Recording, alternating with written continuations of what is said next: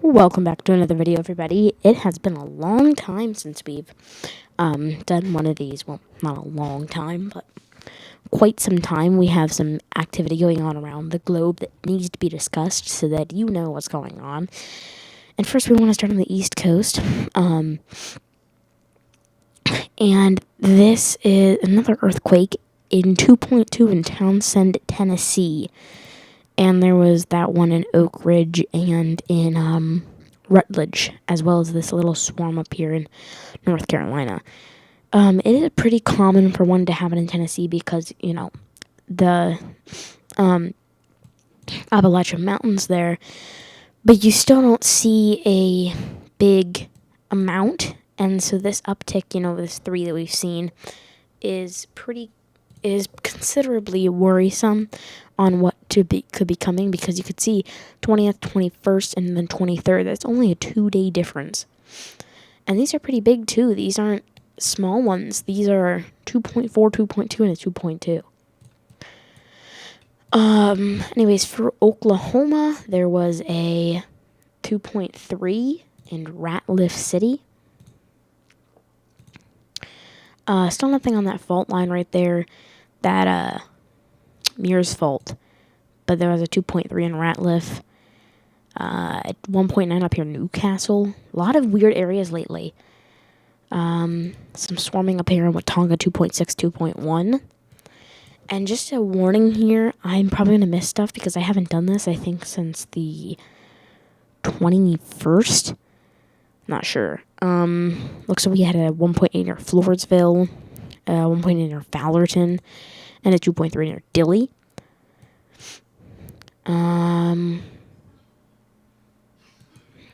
3.2 near Robert Lee. And some activity up here in the oil fields, nothing really to worry about. No more activity after this swarming here. Well, not swarm, but general activity.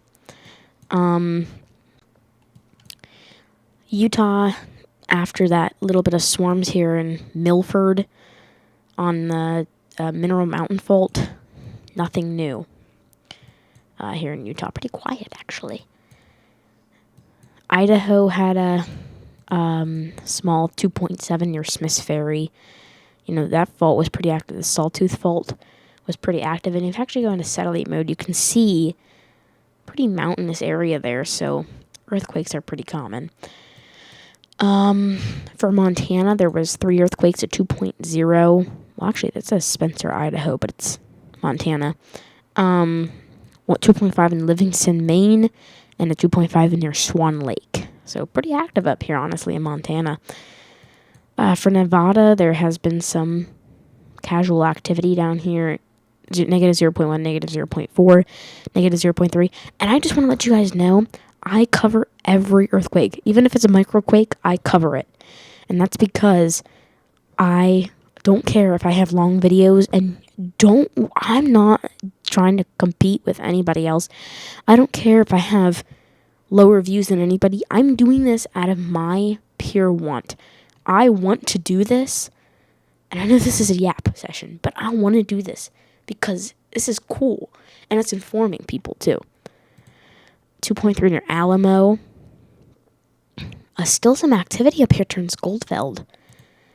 But 1.3, 0.4, 1.2, 0.9, 1.1, 0.9, 1.3, 1.5. Tons of swarming. I mean, it looks like we had over 109 earthquakes. And then this one says 1.6 near Betty, but there's been some swarming here over the past few days. Nothing up here after that Mena earthquake. 2.5 near Skirts. And 0.0 near Sun Valley. Definitely a little bit of earthquake activity up here towards Reno. And there was a 1.7 near Fort Bidwell. Pretty sparse region for an earthquake like that to happen. Nothing in Oregon, been super quiet up here in Oregon. Nothing on any of the volcanoes. There's not a lot of volcanoes here in Oregon, but nothing, honestly. Before we get up into Washington, why don't we take a look at here in Baja California area, 1.9. And there's been some activity here on the San Andreas extension here, 1.5 and 1.5. We generally see swarming in this area over the course of the past few weeks. If we actually go back to the past 30 days here, you can see that swarm we had that 4.3, that 4.6, but that isn't generally where this is at. And we also remember we don't all remember these, but we do know that there was a ton of earthquakes in Brawley. They're not all popping up now because it's been more than 30 days, but all over that extension has still been pretty active lately. And it could be coming for a major quake. And this 1.1 in Brawley.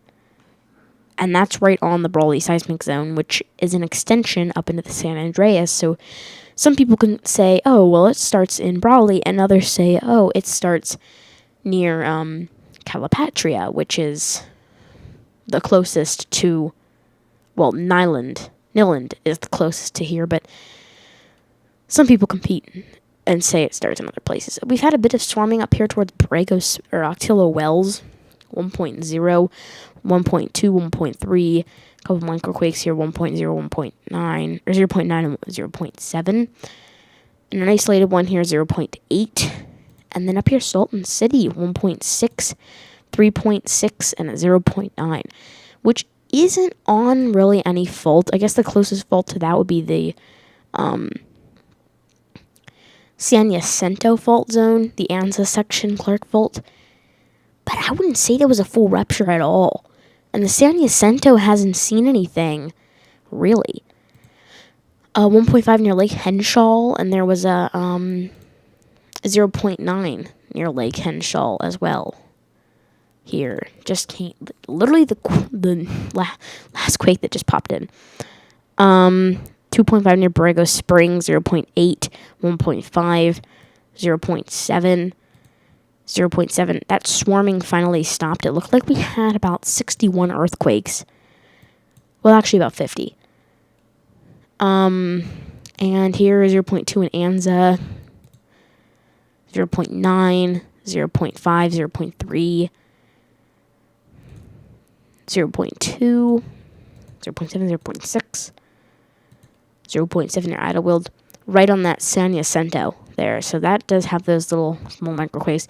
Some swarming up here, it looks like in Indio, 1.1 near Coachella, 1.0 near Indio, and a 1.2 near Thousand Palms, which is right on that San Andreas there, on a sister fault, the Indio Hill fault zone. And then, of course, we had that 0.6 in Beaumont. Some swarming up here towards Redlands, 2.9, 1.4, 1.0, 1.2 in Big Bear City, and 1.0. Generally, that activity is very common. And then there was that 1.2 near Mira Loma. And we've had some swarming up, it looks like, over here. 2.2 in Corona, 2.5 in Yorba Linda, 1.4, 2.0, 1.3, 1.3. Obviously, the 2.5 was probably the main quake, and the 1.4 was the foreshock, because that was earlier. Pretty quiet up here towards the Ridgecrest area, 0.9 and a 1.5. Abnell had a 2.1. San Andreas creeping section had a 1.1, 1.5, 1.2, and a 1.2. On the Hayward fault, well, the Calveras fault, there was a 0.6, a 1.4, and on the Hayward fault, there was a 1.2. And we saw, if we check that out, there was that swarming up here towards Orinda that ticked everybody's attention to the high heavens. So that activity here in the hydrothermal areas, it's common. 2.8 towards Willows. And we saw that one on the 18th. This was on the 23rd. Both the same magnitude on no fault. And then 1.0 near Soda Springs. 1.3 Redwood Valley. Still activity on that Macama fault there. And that Macama Fault stretches all the way up here, which starts all the way down here towards Santa Rosa, and caused, it looks like a 4.3, a 2.0, 2.0, 3.6, 2.0, 1.1, 1.7, and 1.5, and a 1.6. So we'll say that this was a partial rupture on the Macama Fault. We have this activity, but that's not at all anything to the Macama Fault. I mean, you can see that the Macama Fault stops here, and then it continues back up. But I'm not going to tell you much about that. And the Cascadia subduction zone has a 2.6. We've seen some activity here last 30 days. We saw that 4.3 raise a bit of concern, and we also saw that 4.0. But nothing extreme. We're waiting on a full rupture here on the Cascadia. Maybe the big one will happen up here. Try not to raise too much concern about that, but a thing that I do need to raise concern about is the Mount St. Helens. We've had a 0.2, negative 0.1, negative 0.2, or 0.2, negative 0.5, negative 0.1, and on the summit we had a 0.8, 0.6. If you want to count that as the summit, a 2.1 near Mossy Rock. Now, I've got to say that when we saw this uptick in earthquakes appear, of course we have Mount St. Helens, Mount Adams, and Mount Rainier. Mount Adams doesn't see much activity because it's that more calmer one, but Mount St. Helens is recharging its magma. So we want to keep a closer eye on Mount St. Helens because it could erupt at any point, and the last time it erupted was, I think, 2004, 2008, or 1980. But Mount Rainier had a 1.5, and it was 0.2, it looks like. And then there was a bigger 2.6 up here. 0.6 near Friday Harbor. On the summit of Mount Baker was a 1.8, a 1.0, and a 1.4. And this has honestly been a bigger area for earthquakes lately. So Mount Glacier could erupt at any point. There's also, well, actually, wait, let me check something. I want to see if that is actually a volcano.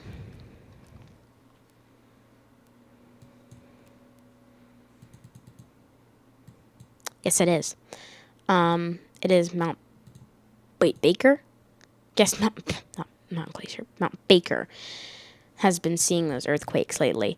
So, want to check that. Want to keep an eye on that. Up here, from the extension of San Andreas, there was a 1.6 and a 1.4. And then down the Aleutian Trench, there was a 3.2, a 3.5, 2.1, and it looks like that's it. And then there's been some activity down here, 2.2 to 0.5, negative 0.0, 0.4, some smaller activity, 3.5, 2.4. I actually don't cover every earthquake in Alaska. That's the one place that I always disclude. Although there has been some bigger activity, 3.5 near Trapper Creek, 4.0, 3.5. Another big rupture up here on Mount Denali, 2.7. Up here on the Denali Fault on the West Muldrow Alex section, there's a 2.3. And of course that goes all the way down to here, which is a huge fault, and that's capable of producing bigger quakes. There's a 3.8 up here on the boundary between, or the border between Canada and Alaska. And of course, you have your exceptions. I'm sure that was caused by no fault. The Preacher Fault looks like it's the closest to it. And then there was also a 2.0 out there. On the Kuril-Kamachaka Trench, there was a 5.2. A ton of activity down here. Japan 5.0 on the Japan Trench and a 4.5 on the Japan Trench. There was nothing down here. Actually, that's calmed down. But on the extension here to this trench, there's a 5.1 and a 4.1. Looks like possible chances of swarming are possible here again. from those quakes that we saw a couple months ago. 4.9 and a 4.6 on the Philippines Trench. That had some swarming. If we go back 30 days here, we saw all of that activity there. Big activity. Very small earthquake here, 4.4 near Papua New Guinea on what is the South Solomon Trench that goes all the way up here through Papua New Guinea. Kermadec Trench finally had some activity, 4.8, because that had a rupture back. Probably doesn't show. Oh, it does. That's 6.6. That was technically a full rupture, quote, on the Tonga Trench, which hadn't really been seen in a while. So now we don't have to really worry about that trench at all. And then in a rare place, 4.3 near Goyang, and 4.8 in western Guang. Afghanistan, 4.0. And here on this Cretan Rhodes Ridge, there was a big 4.2, well, not big, but a 4.2 quake. And nothing along here at all. Nothing in Brazil. There was one of 4.3 in Frutal, Brazil. Part of what I just said. 4.6, Boca Chica. The Middle America Trench has seen a little bit of activity. 5.2. Looks like a lot of activity here. 3.4. 3.4. 3.4. 2.2. 2.3, 2.8, and a 3.2. And then, on a rare place, there was a 6.0 full rupture on the trench here. I don't know which trench it necessarily is. We'll say it's the Puerto Rican trench that goes down through here. Full rupture on this. Released a ton of pressure. Probably what this was building up over the course of the past few days. And then it just whoosh, released. Totally gone now. Now, of course, there hasn't been any aftershocks, but there could be. And we did see that that 4.4 near Venezuela a couple weeks ago. Oh, yes. That was last month. And then on 6.4, there was a 4.6 in Venezuela. So not a pretty common place, but it has seen its rather larger activity lately. And the 6.0 was right near the port of Spain, which is, of course, near San Juan, Trinidad. But that was a closer place, and it was a pretty felt quake. 54 miles deep, 157 people felt it. So, that was pretty big. But thank you guys so much for watching. Honestly, I haven't done this in a while. I'm very sorry. But I just wanted to give you guys an update, and I will probably be back tomorrow, or, the 25th, to give an update. And if I don't, then it'll probably be the 26th. But thank you guys so much for watching, and I hope to see you next time.